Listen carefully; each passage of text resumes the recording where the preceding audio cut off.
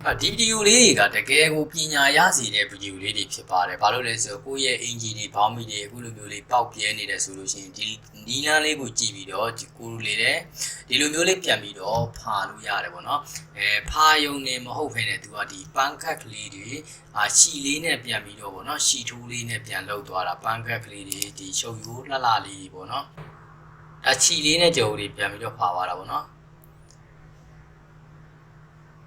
Wow လုံးဝကွက်တယ်ဗျာနော်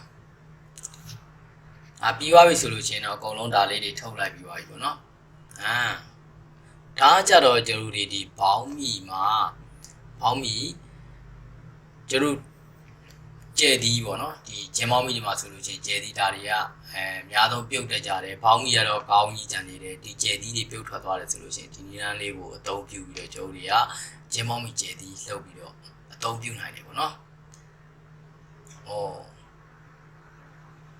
ကောင်းကြတော့ပန်းပွင့်ပေါ်မှာ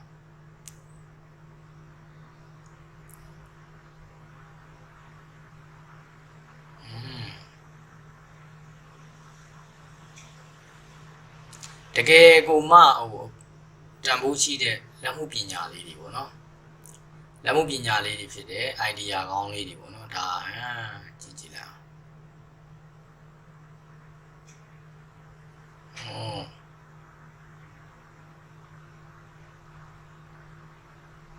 ဝါ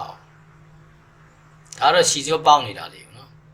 ရှီစိုးပေါက်နေတာလေးကိုအခုလိုမျိုးလေးပြန်ပြီးတော့ဖာလိုက်တာကျွန်တော်ကျဲပွင့်လေးပုံစံပေါ့နော်ဒါဆိုတော့ရှီအိတ်လေးလည်းကျွန်တော်ဖာပြီးသားဖြစ်တယ်ပန်းမွင့်လေးလည်းပုံဖော်သွားပြီးပုံဖော်ပြီးသားဖြစ်တယ်ပေါ့နော်